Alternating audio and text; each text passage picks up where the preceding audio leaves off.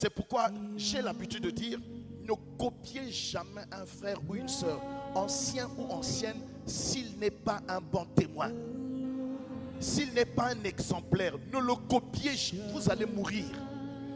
Parce que ceux qui vivent sur la terre n'ont pas tous les mêmes origines. Il y a ceux qui ont les noms dans le livre de vie de l'agneau, il y a ceux qui n'ont pas le nom dans le livre de vie de l'agneau. Mais vous êtes tous les membres d'une église. Donc tu peux copier quelque chose de sale. Et si tu es élu, tu as intérêt de ne copier que quelqu'un qui est un modèle, un exemple. Ne suis pas quelqu'un à cause de l'ancienneté. Ne commets pas les erreurs parce que lui il est plus ancien que toi, il a commis.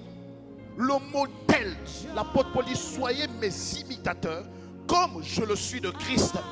Donc quand un frère et une sœur imitent la parole, vit la parole, c'est mon modèle. Mais s'il ne le fait pas, ne le suis pas parce qu'il est ancien.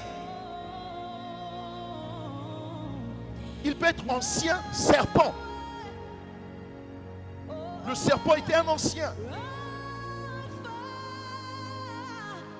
Faites très attention.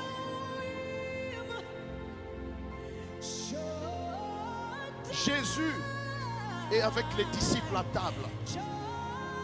Judas est là. Jésus dit, celui qui va mettre la main avec moi là à la table pendant qu'il mangeait, c'est celui qui va me trahir. Judas prend, il met la main. La Bible dit, Satan, Lucifer, est rentré dans Judas. Jésus est en train de regarder. Pas un démon. Lucifer rentre dans Judas. Jésus regarde, il le fait. Il lui dit, va faire ce que tu as fait. Mais le jour que Jésus a appris qu'on avait réclamé Pierre par le diable, il a prié pour annuler les réclamations. Mais Judas, que quelqu'un me donne un amen.